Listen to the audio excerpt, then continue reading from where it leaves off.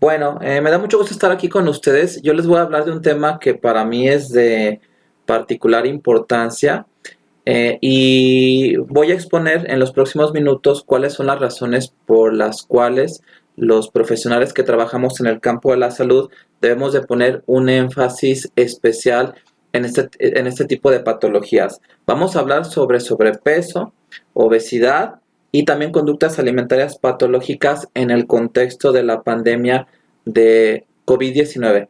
Vamos a señalar tres puntos relevantes a lo largo de esta presentación. El primero son las alarmantes cifras dadas a conocer por la Encuesta Nacional de Salud y Nutrición 2018 y creo no exagerar al decir cifras alarmantes. Número dos, la descripción del trastorno por atracón como una categoría específica en la última edición del DSM. Recordemos que apenas en el DSM-5 el trastorno por atracón aparece como una categoría por derecho propio. En la anterior edición, la del DSM-4, que dominó desde mediados de los 90 y toda la primera década del presente siglo, era una categoría inespecífica. Y número 3, que eso es muy importante, el confinamiento impuesto por la pandemia de COVID-19 y la exposición a factores de riesgo para sobrepeso, obesidad y conductas alimentarias patológicas. El sobrepeso y la obesidad representa uno de los principales problemas de salud pública en nuestro país. Quizá si dejamos de lado la pandemia de coronavirus, quizá pudiéramos decir que el sobrepeso y la obesidad, más aún el de niños pequeños, que vemos que tiende a aumentar conforme van creciendo, es el problema número uno de salud en nuestro país. La prevalencia de estos problemas en población joven se ha incrementado a lo largo de los últimos años y los resultados de la Encuesta Nacional de Salud y Nutrición así lo demuestran. Aquí les voy a presentar unas gráficas que fueron publicadas por el Instituto Nacional de Salud Pública.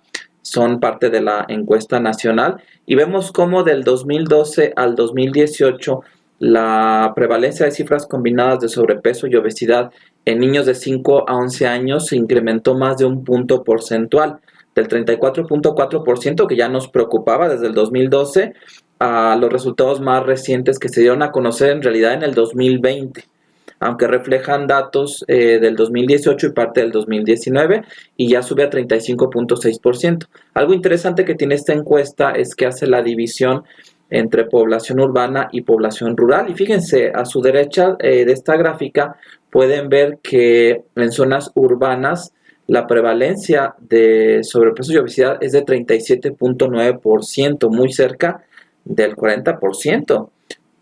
Y en adolescentes de 12 a 19 años, sin tomar en cuenta, no lo vamos a desglosar si son hombres o mujeres, pues en el 2012 teníamos 34.9% y subió a 38.4%, más de 3 puntos porcentuales. Y aquí sí, la prevalencia de cifras combinadas de sobrepeso y obesidad en zonas urbanas, pues prácticamente le está pegando al 40%, se reporta un 39.7%. Entonces esto basta para considerar de relevancia cualquier tema que esté relacionado con el sobrepeso y la obesidad de niños. A mí me gusta mucho citar esta reflexión de Josep Toro, un poco pesimista pero muy realista y cierta para los que trabajamos en el campo de los trastornos alimentarios. Él dice que el tratamiento de la obesidad y o el sobrepeso probablemente constituirán la intervención terapéutica más ineficaz de toda la medicina. Fíjense, si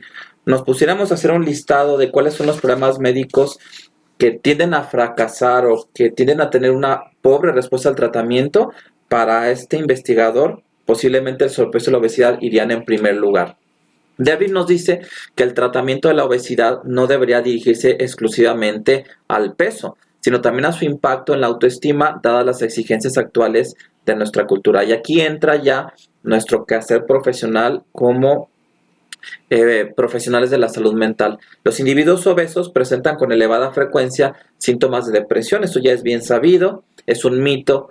La idea o la noción del gordito feliz y ansiedad. Además es necesario descartar la presencia de atracones, que esto es muy interesante porque por décadas los investigadores y los clínicos han quedado en deuda, así lo diría, con la sociedad por no prestar atención a lo que ahora es el trastorno de la conducta alimentaria más prevalente. Sin embargo, sabemos que en la investigación existen modas, existen pautas y ciertamente para clínicos, investigadores, académicos, la anorexia y la bulimia nerviosa tienden a seducir, tienden a atrapar el interés, y las personas que tienden a comer compulsivamente, pues habían cursado con cierta pauta de invisibilidad. Fíjense, esta es una reflexión personal. La anorexia y la bulimia nerviosa son en realidad los trastornos de la conducta alimentaria menos comunes en la actualidad. Durante décadas, la anorexia nerviosa y la bulimia nerviosa atraparon la atención de investigadores y clínicos, impidiéndoles ver que el grupo de trastornos de la conducta alimentaria era mucho más grande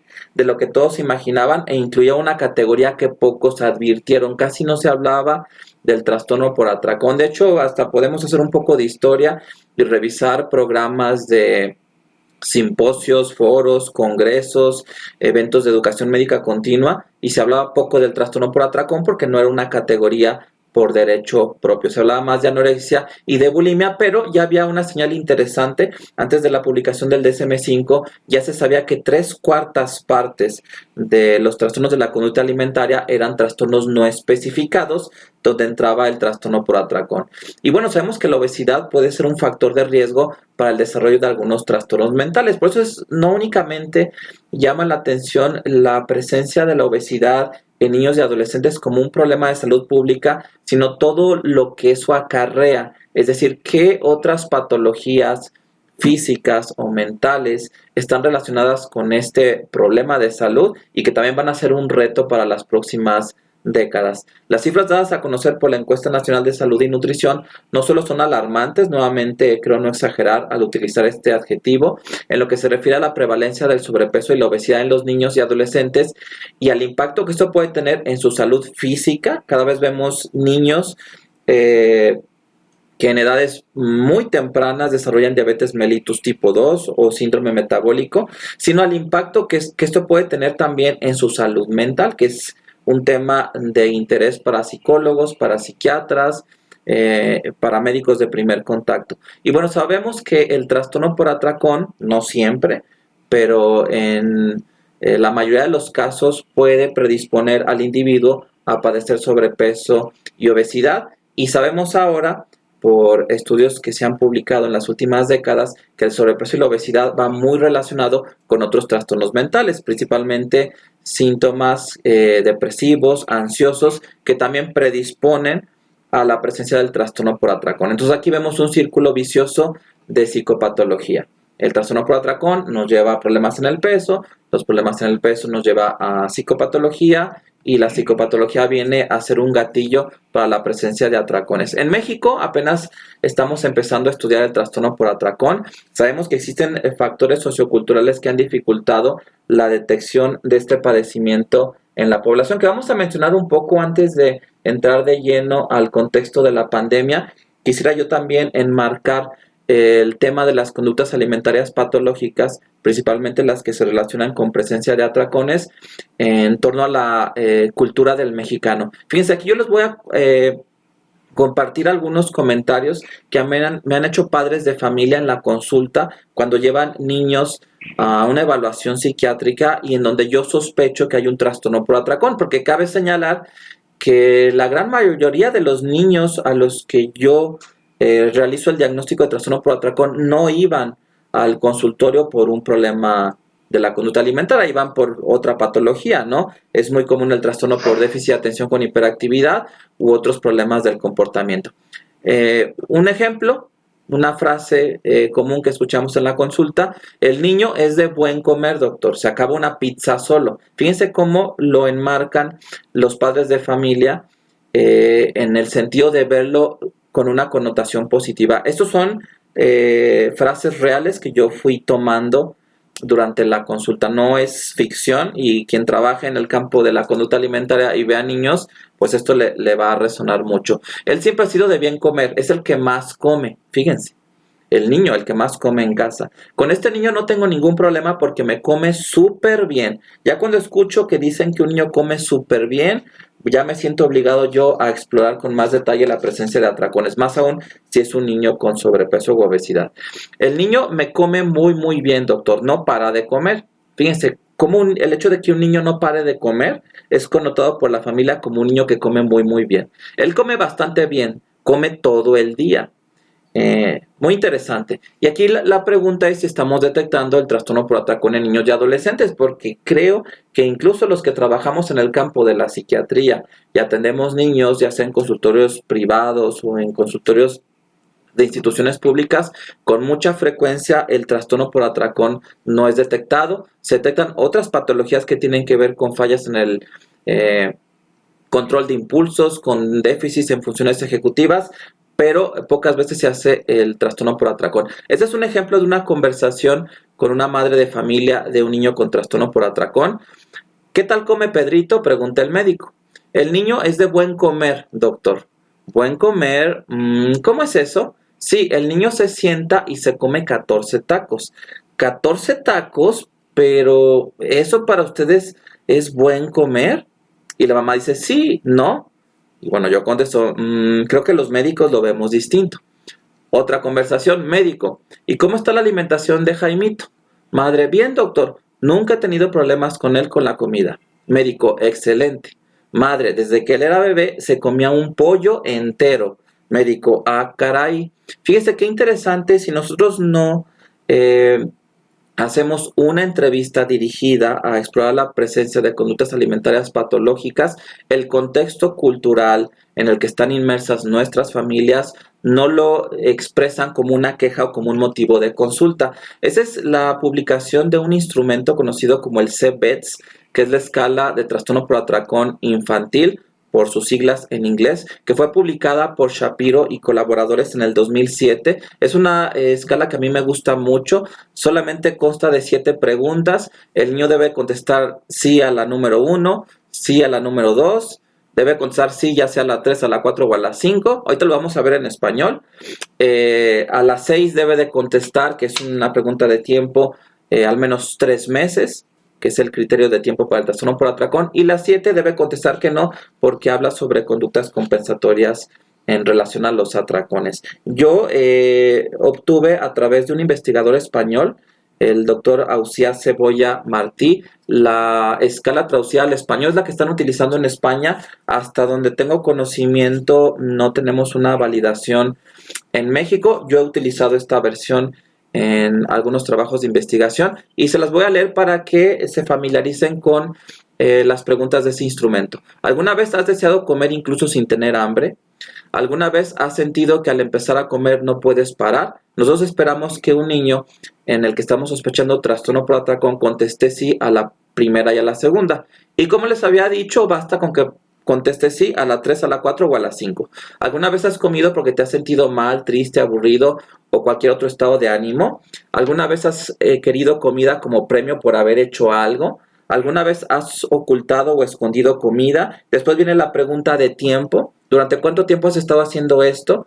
Uno esperaría que fueran al menos 3 meses. En el DSM-4, cuando estaba en investigación, eran necesarios 6 meses para considerar la presencia de esta categoría. ¿Y alguna vez has hecho algo para deshacerte, librarte de lo que habías comido? Bueno, si aquí el niño nos contesta que sí, que obviamente si creemos que hay un trastorno por atracón nos va a contestar que no, pero si nos dice que sí, pues ya nos vamos por la línea de explorar una bulimia nerviosa.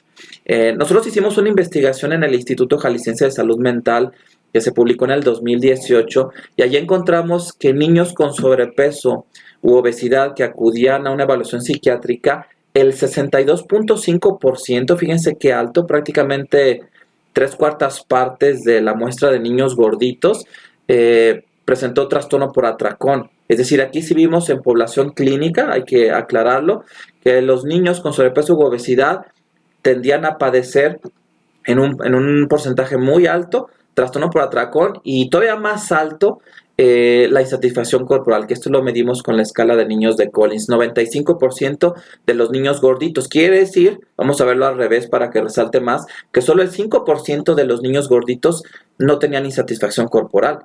Demostramos una asociación entre el género femenino, que eso ya lo empezamos a ver en niños y adolescentes, y un mayor grado de insatisfacción corporal con una P estadísticamente significativa. Pero vamos a adentrar al tema de la obesidad y la pandemia de COVID-19, porque llega en el peor momento, ¿no? Cuando en el 2018-2019 la encuesta nacional nos empieza a reportar cifras aún más altas que en la encuesta previa, y viene un problema de salud que viene a impactar a todos los mexicanos que ya tenían algún problema o alguna condición médica. Fíjense, de la evidencia acumulada tras el inicio de la pandemia de COVID, se desprende claramente que las personas con obesidad y en particular sus complicaciones como puede ser la diabetes, la hipertensión, eso ya lo sabemos muy bien, lo hemos escuchado en redes sociales, en videos, en noticieros, pueden ser más propensas a desarrollar una enfermedad más grave requiriendo ingreso hospitalario y probablemente ventilación mecánica. Durante muchos meses se habló de la obesidad como un problema de salud que agravaba la presencia de COVID-19. Sin embargo, ahora los investigadores han mirado hacia un fenómeno contrario, que tanto lo relacionado con la pandemia, con el confinamiento, ha predispuesto a personas susceptibles o no tan susceptibles al desarrollo de obesidad. Y fíjense, me gusta este cuadro porque nos muestra la relación que existe entre la obesidad, aquí también podemos meter el sobrepeso e implícitamente también conductas alimentarias patológicas, que ya lo vamos a ir desglosando y lo vamos a ir enfocando en población infantil, y COVID-19. Ustedes ven a su izquierda de la pantalla, pues todas las alteraciones patológicas que tienen lugar en la obesidad. No nos vamos a meter en eso porque no es el motivo de esta presentación, pero todo este listado pues finalmente incrementa la susceptibilidad y la severidad de un cuadro de COVID-19. Nada más quiero resaltar en el recuadro que está a la izquierda de las comorbilidades de la obesidad, los trastornos en el sueño. La obesidad se relaciona con trastornos en el sueño, lo vamos a ver más adelante, y a la vez también el confinamiento relacionado con la pandemia también nos puede dar trastornos en el sueño, porque en el cuadro de la derecha que nos habla de la indicación de quédate en casa, el confinamiento, pues también en el recuadro de la derecha también aparecen los trastornos en el sueño. Aparece el estrés, sabemos que en población mexicana y en muchos lugares las personas tienden a compensar su ansiedad comiendo y bebiendo. De hecho, Erich Fromm, cuando vino a México y estudió a una comunidad rural, él consideró que los mexicanos teníamos una orientación receptiva del carácter, y él en su libro Ética y Psicoanálisis, él decía que las personas con esta orientación receptiva tendían a compensar su ansiedad comiendo y bebiendo. Entonces el estrés en México lo compensamos con comida y bebida, ¿no? Y a veces bebidas alcohólicas. También el confinamiento nos puede llevar a trastornos en el sueño, a activar los centros de recompensa, que también eso es muy interesante. Las personas en el confinamiento buscan sustancias, alimentos que sean estimulantes, las conductas sedentarias también relacionadas con el confinamiento, el mayor consumo de comida rápida o ultraprocesada, ¿no? Los repartidores de comida prácticamente tuvieron una sobredemanda de servicios durante los meses de la pandemia, la baja exposición al sol y con la reducción de vitamina D, que ya se ha visto que la disminución de vitamina D se relaciona con hiperparatiroidismo secundario, y esto contribuye a desarrollar diabetes mellitus 2 y también intolerancia a la glucosa. Más tiempo de exposición a pantalla, que eso es importante en niños y adolescentes, vamos a ahondar más en eso, y también un alto consumo de bebidas azucaradas cuando permanecemos en casa. Entonces, me gusta mucho este cuadro porque nos permite ver con más detalle esta relación entre los problemas del peso y conductas alimentarias patológicas. También yo metería esta categoría aquí, y la pandemia de COVID-19. Ahora, algunos autores pues también le dan importancia al hecho de que la pandemia es una circunstancia novedosa, y ya simplemente por este hecho nos puede llevar a comer de más. Fíjense, las circunstancias novedosas en las que se han encontrado muchas familias, si no es que todas, como resultado de la pandemia de COVID-19, tienen implicaciones importantes en el comportamiento y el estilo de vida relacionados con la obesidad de los niños. Tester dice esto, que es muy interesante. Esto es en una publicación del 2020 en una revista sobre obesidad. Se ha demostrado que las vacaciones de verano, habla de niños, son una época de aumento de peso acelerado para muchos. También, esto también podría llevarse al mundo de los adultos, pero no es nuestro tema el día de hoy, debido a comportamientos obesogénicos. Fíjense, por ejemplo, comer bocadillos en exceso, aumentar el tiempo frente a la pantalla, que eso también lo vamos a ver en los próximos minutos. Estos comportamientos son normalmente regulados cuando los niños tienen rutinas programadas en periodos de escuela. Y dice Tester, es probable que el cierre de escuelas aumente el riesgo de los niños y adolescentes a padecer sobrepeso y obesidad. De hecho, si pudiéramos hacer alguna recomendación con el regreso a las aulas, es que desde la misma escuela se pudiera llevar un control de peso y se evaluara y se tratara de determinar qué tanto los niños han subido de peso.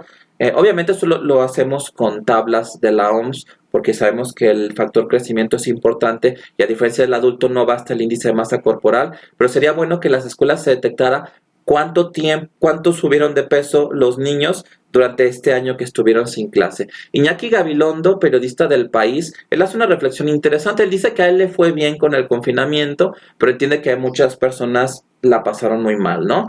Él dice, yo soy un hombre privilegiado, vivo con gente a la que amo, en una casa espaciosa, pero me imagino a quien vive con gente a la que no ama y en una casa pequeña y con los niños alrededor, con los adolescentes enjaulados sin recursos. Aquí ya nos acercamos a considerar dificultades familiares en los hogares mexicanos durante el periodo que ha durado el confinamiento. Cierta incompatibilidad que normalmente se tolera bien entre algunos miembros de la familia, por ejemplo, no sé, una hija de familia que no se lleva del todo bien con la mamá, o un hijo que no se lleva bien con el papá, o rivalidad entre hermanos que es tolerada, resultará más problemática, fíjense qué interesante, cuando haya descendido el umbral de tolerancia que produce el confinamiento. Es decir, la dificultad para interactuar con otras personas, el encierro, va a incrementar la incompatibilidad entre los miembros de una familia, cuando eso pudiera estar muy bien compensado en periodos en los que la familia está más abierta al resto de la comunidad. Nosotros en un trabajo que publicamos en el 2011, en donde evaluamos a niñas y adolescentes con trastornos alimentarios, encontramos que cuanto más alto es el nivel de disfunción familiar, mayor tendencia tendrán a presentar atracones y vómitos. Entonces, de entrada podemos inferir, en base a lo que ya se ha investigado, que esta incompatibilidad entre diadas como resultado del confinamiento puede ya acercar a niños y adolescentes a la expresión de conductas alimentarias patológicas. Los papás no la tienen fácil. No quiero que los padres se sientan criticados por algunos comentarios que vamos a hacer. Creo que muchas madres de familia la han tenido muy difícil. Aquí yo rescato una frase que me gusta mucho de Salvador Minuchin, uno de los pilares de la terapia familiar.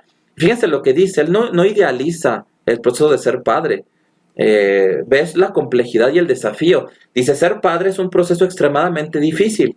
Nadie lo desempeña a su entera satisfacción y nadie atraviesa el proceso incólume. Nadie sale ileso. Yo creo que los padres han cometido errores durante la pandemia en la manera de gestionar las actividades de los hijos, pero posiblemente eran padres que estaban rebasados, sobrepasados al límite. De hecho, me atrevo a creer que muchas madres de familia incluso desarrollaron un síndrome de sobrecarga del cuidador, que es interesante porque cuando hablamos de estos síndromes, que es el equivalente al burnout en el ámbito laboral, pues generalmente se relaciona con cuidadores de pacientes, generalmente familiares, con problemas neurodegenerativos como Alzheimer o Parkinson. Se habla muy poco de trastornos del neurodesarrollo presentes en niños y la relación que esto tiene con este síndrome en sus cuidadores, ¿no? Una madre le decía a Rose Green en el libro de Explosive Child, obviamente habla de un niño con problemas de conducta, créame, no es lo que imaginaba cuando soñaba con tener hijos, es una pesadilla, ¿no? Niños con problemas del neurodesarrollo en donde parte de la expresión sintomática involucra su conducta, posiblemente o casi seguramente la pasaron muy mal durante el tiempo del confinamiento. Fíjense, aquí hay algo interesante que yo lo he visto en mi práctica clínica. Los que trabajan con niños y adolescentes, los que atienden a esta población en consultorios, seguramente estarán de acuerdo conmigo, es que cuando un niño empieza a tener una conducta disruptiva en el consultorio, cuando se empieza a portar mal, cuando los padres se estresan de que el niño vaya a romper algo, generalmente yo veo que los padres hacen dos maniobras para controlarlo, antes que usar la fuerza. Utilizan algún alimento que ellos traen en su bolsa, su mochila, en lo que ellos portan con ellos, que de hecho vienen preparados, y con algún alimento controlan al niño, utilizan la comida para el control, y dos, algún dispositivo electrónico. Que vamos a hablar de esas dos cosas porque aunque no hay una investigación sobre esto, creo que son las dos estrategias que utilizan los padres para controlar la conducta de los niños: la comida y los dispositivos electrónicos. Yo vengo de una generación en donde a mí todavía me tocó que nos dijeran que la mesa no es para jugar, que la mesa es para comer. Y ya no escucho tanto que se diga eso, ¿no? Esa es una fotografía de un padre de familia con un niño desayunando en un restaurante de la zona metropolitana de Guadalajara. Y yo aquí señalo con estas flechas color verde, pues 3 juguetes en la mesa. Un niño jugando en la mesa mientras desayuna con el papá. Creo que estos límites, que también incluyen la mesa familiar, se abatieron o se expresaron de una manera inapropiada durante los meses del confinamiento. Fíjense lo que nos dice el grupo que elaboró una serie de recomendaciones sobre uso de dispositivos electrónicos de la Academia Americana de Pediatría. Esto es muy interesante. Los dispositivos móviles, que pueden usarse más fácilmente durante las comidas, distraen a los niños de las señales de saciedad. De hecho, no tenemos que ir tan lejos. Creo que todavía hay muchos hogares. Vale la pena hacer un estudio de las viviendas en México.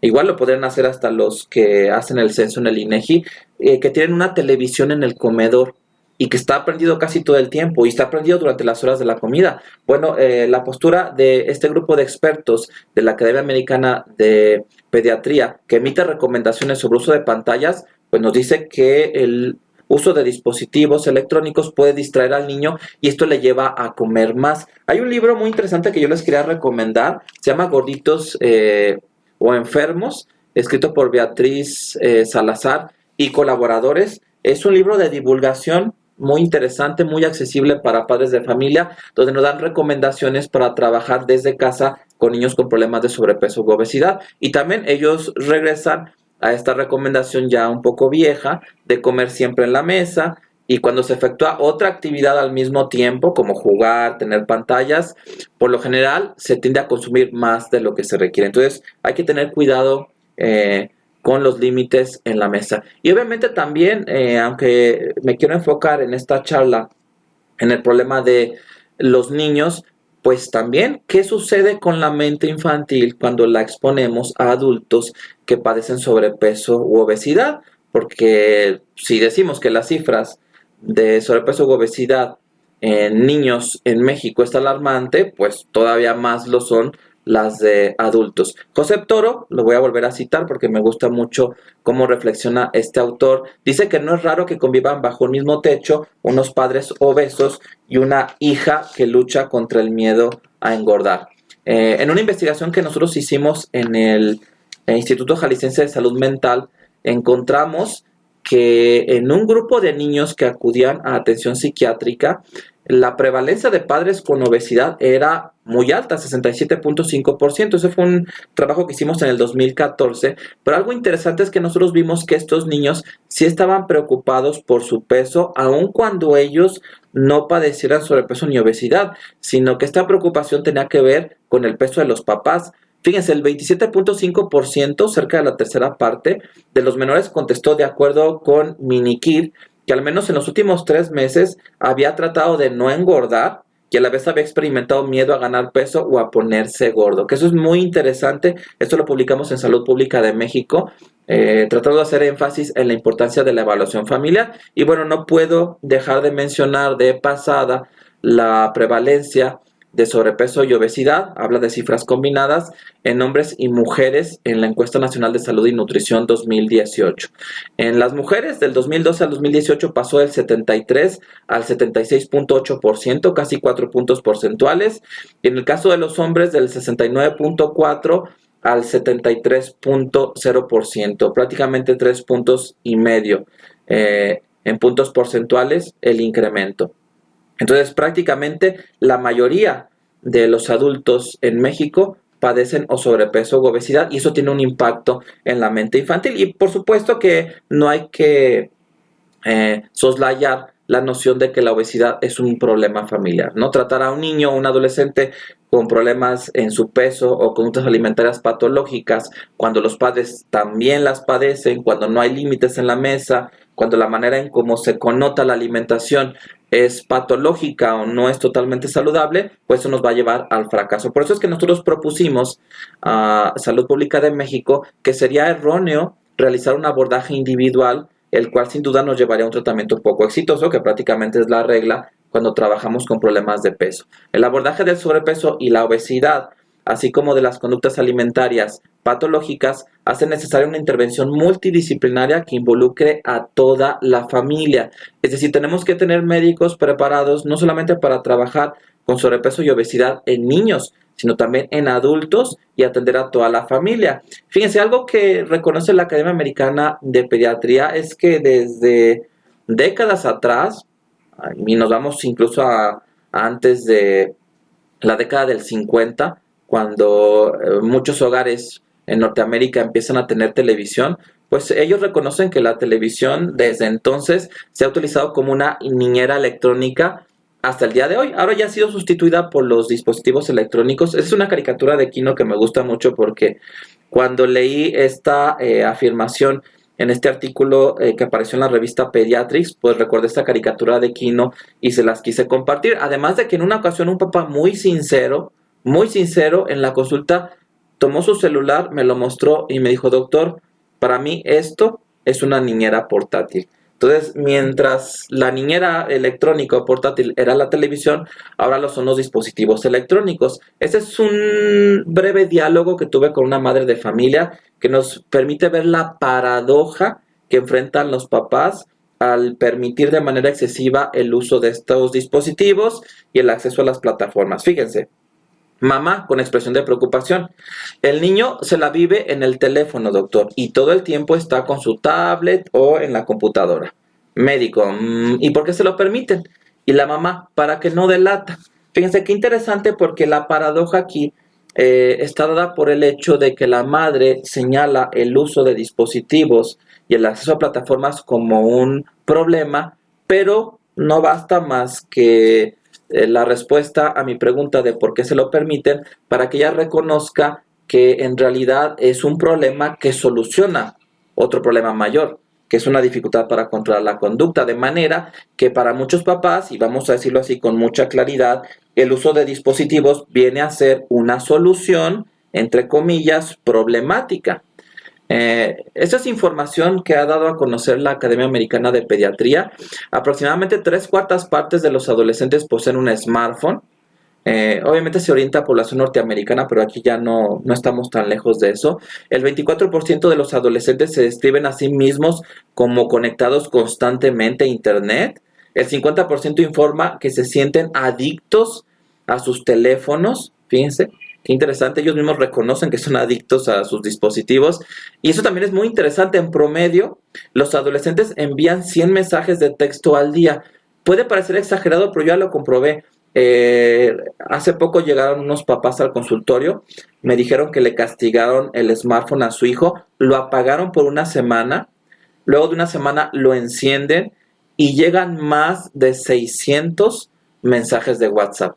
¿Cuándo iba a leer 600 mensajes de WhatsApp? Entonces, pues en promedio si eran 100 mensajes al día, ¿no? Estos son 3 artículos que aparecieron publicados en noviembre del 2016. 2 son recomendaciones a padres, a maestros, a clínicos, y el tercero es un reporte técnico donde se compila toda la evidencia sobre el uso de estas plataformas digitales y su impacto en la salud. Ya prácticamente ya expiró esto, porque los reportes técnicos tienen una vigencia de 5 años, pero hasta donde estoy enterado, la Academia Americana de Pediatría no ha emitido nuevas recomendaciones. Yo creo que están esperando para documentar lo que ha pasado durante la pandemia, porque obviamente el tiempo de exposición a pantallas se ha disparado hasta los cielos, ¿no? Pero vamos a revisar las recomendaciones que ellos hacen y vamos a ir viendo qué tanto se han superado o se han visto rebasadas estas limitaciones que recomienda la Academia Americana de Pediatría durante la pandemia de COVID-19, ¿no? Uno, evitar las pantallas en menores de 18 meses, salvo que vayan a participar en una videoconferencia. De hecho, en general, niños menores de 2 años no se ha visto ninguna ventaja, ningún beneficio de exponerlos a pantallas. Todo lo contrario, este grupo de expertos En pediatría consideraron que incluso podía afectar la visión tridimensional la exposición a pantallas. Niños de 18 a 24 meses podrían comenzar a utilizar pantallas siempre que el contenido sea de calidad y los padres estén presentes, interactuando, jugando o viendo con ellos los videos. Los niños pueden aprender canciones, pueden aprender algunas palabras, pero esto solamente funciona si hay un adulto con el niño y el dispositivo electrónico. Y obviamente con contenido que sea de calidad. Se recomienda que los niños de 2 a 5 años, preescolares, solo hagan uso de pantalla durante 1 hora al día. Obviamente niños más pequeños, pues menos de 1 hora, ¿no? Como máximo, siempre acompañados de un adulto también y cuidando que el contenido sea de calidad. Siempre acompañados de un adulto. ¿Qué pasa ya con los escolares y con los adolescentes? En la escuela primaria y adolescencia, el consumo de tecnología y pantallas no debería robar tiempo de realizar otras actividades importantes y necesarias, como la interacción cara a cara, que incluso se pierde en la mesa familiar, el tiempo familiar cada vez menos frecuente, el juego al aire libre, que también se vio afectado por el confinamiento, el ejercicio físico también se vio afectado por el confinamiento. Los niños en las escuelas llevaban clases de deportes y estoy seguro de que la mayoría no hizo un equivalente en su casa. Y las horas recomendadas de descanso. Vamos a hablar un poco sobre el sueño en los próximos minutos y cómo eso también puede afectar el peso. Y ellos recomiendan no exceder 1 hora y media el uso de pantallas. Anteriormente, en recomendaciones más antiguas, ellos todavía establecían un límite de 2 horas, pero empezaron a aparecer publicaciones donde se veía que ya con 2 horas, poquito más de 1 hora y media de exposición a pantallas, ya se incrementaba el riesgo de sobrepeso u obesidad. De hecho, por cada hora semanal que un niño acumula de exposición a pantallas, se relaciona directamente con incremento en el índice de masa corporal. Y bueno, la Academia Americana de Pediatría también reconoce que el uso inadecuado de dispositivos obviamente está relacionado con obesidad y con trastornos del sueño, que ahorita vamos a ver esta relación circular que existe entre la obesidad y los trastornos del sueño. No requiere mucha explicación el afirmar que el uso de dispositivos están relacionados con obesidad, ¿no? El sedentarismo relacionado con su uso y otras características que vamos a explicar, pues predisponen a los niños a problemas con su peso. Pero también algo interesante es que los problemas en el sueño están mediados por la luz azul emitida por las pantallas, que se ha demostrado que suprime la producción de melatonina endógena, y eso es una posible causa de trastornos del sueño en niños y adolescentes. No es raro que en la consulta los padres de familia nos digan que se levantan en la madrugada y descubren a un chiquito jugando videojuegos como si fuera al mediodía, ¿no?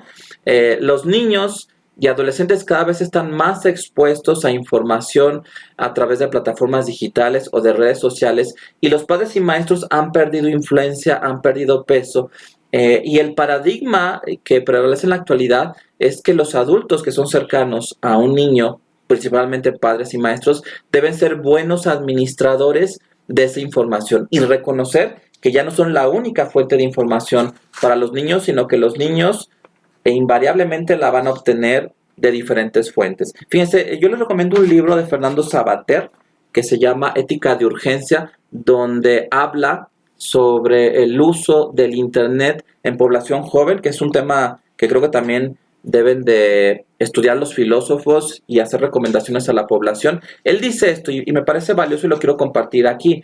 Dice: la educación ya no puede centrarse en informar, sino que tiene que hacer un trabajo de orientación.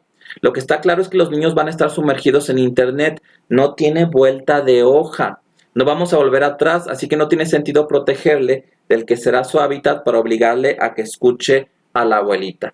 Fíjense, hay algo interesante. Hemos visto que la exposición a pantallas, por un lado, puede generar obesidad por el sedentarismo. De hecho, ya la CIE-10, que va a entrar en vigencia el 1 de enero, ya faltan unos días, pues ya está considerando el gaming disorder, un trastorno de adicción a los videojuegos. Entonces, por un lado está el sedentarismo. Por otro lado está la distracción de la saciedad. Por otro lado está también el problema en el sueño que generan las pantallas. Se ha visto que los niños que duermen mal, que tienen menos horas de sueño, pueden incluso disminuir sus niveles de leptina, que eso es muy interesante, hasta en un 20%. De manera que los niños que duermen menos comen más y pueden ser niños gorditos. Pero una cuarta vía puede ser también la exposición a comerciales, a contenidos que sugieran alimentos. Aquí yo quiero tocar un tema de controversia porque en las publicaciones de la Academia Americana de Pediatría hablan muy bien de Plaza Sésamo y prácticamente con los ojos vendados el grupo de expertos, sobre todo los que hablan sobre consumo de contenidos en plataformas digitales, pues te dice que si es de Plaza Sésamo, con los ojos vendados lo veas y lo promuevas, ¿no? Pero luego, ¿qué hay de el uso de estas imágenes, de este sello, de esta marca en alimentos con un alto contenido calórico? Eso ya no lo tenemos en México. En México ya tenemos como unos 6 meses en donde desaparecieron las figuras de animales o de personajes en las cajas de cereal y ya tenemos el nuevo etiquetado para advertir en la población, cosa que no sucede en Estados Unidos. Pero aquí yo pongo un foquito rojo de si este cereal de Plaza Sésamo no puede predisponer a la obesidad, ¿no? Y también algo que nos dice este grupo de expertos es que no nada más es el contenido de productos con alto contenido calórico, sino también el hecho de exponerse a contenido poco saludable o de conductas que puedan predisponer a los trastornos de la conducta alimentaria. Yo creo que todos hemos escuchado hablar de los sitios ProAna y ProMía, que hablan a favor de la anorexia y de la bulimia nerviosa, y eso también puede ser una dificultad que enfrentan los padres cuando los niños pasan muchas horas en internet y que les puede predisponer a trastornos de la conducta alimentaria. Hace algunos años yo hice algo opuesto, lo contrario. Ahí está todavía en la red. Yo abrí un blog Antiana y Mía. De hecho, la dirección es blogantianaymia.blogspot.com. Está dentro de la plataforma de Blogspot, que pertenece a Google y que permite a los usuarios hacer blogs de manera gratuita. Y bueno, yo aquí doy información, doy recomendaciones. No me he enterado de otro blog Antiana y Mía. Ya lleva 3,000 visitas. Bueno, pues obviamente no pretendo competir contra los sitios ProAna y ProMía, pero bueno, al menos yo tengo mi micrositio Antiana y Mía y estoy contribuyendo con mi granito de arena a subir información en el internet para que pueda ser de beneficio para la comunidad. La Academia Americana de Pediatría recomienda visitar un enlace que es healthychildren.org /Spanish /media. Está en español, aunque la URL está en inglés. Es un servicio en español para que los padres ahí revisen algunas recomendaciones sobre el consumo de pantallas, sobre las restricciones en cuanto a espacios, en cuanto a horarios, en torno al uso de internet, videojuegos, redes sociales. Y uno ahí puede ir elaborando un plan de consumo digital para cada miembro de la familia, ¿no? Está orientado hacia los menores de edad. Aún así yo hice el mío. Esta es la página de internet. Se recomienda que cuando uno entre a este sitio uno se registre. Si uno se registra, uno puede imprimir su plan. Yo aquí imprimí mi plan.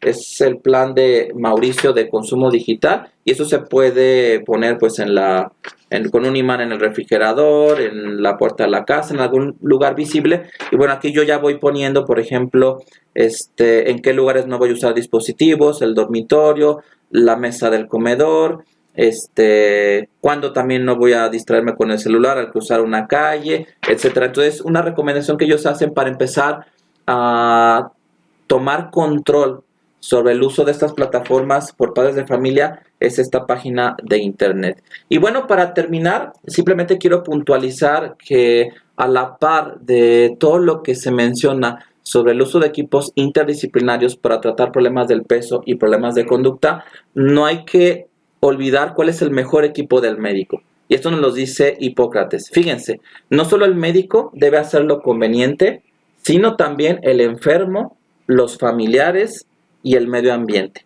Y bueno, eso es todo por mi parte. Los invito a que conozcan mi página de internet. El nombre es muy sencillo y fácil de recordar, simplemente paidopsiquiatra.com.